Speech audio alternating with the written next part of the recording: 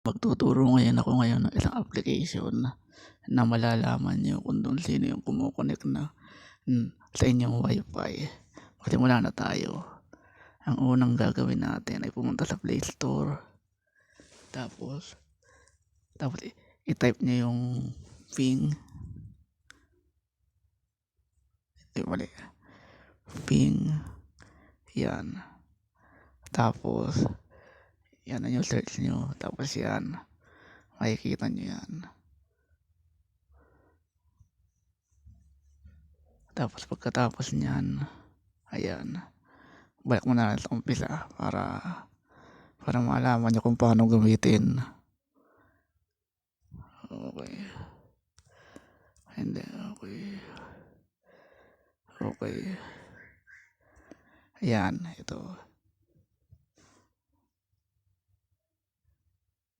Yan. Ito. Kapag nakita nyo itong ano na to, pipiliin nyo lang itong online. Yan. Tapos sunod.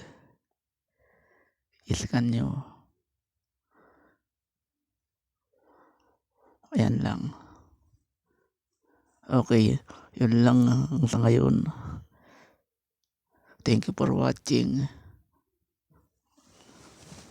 Like and subscribe to our YouTube channel. Salamat.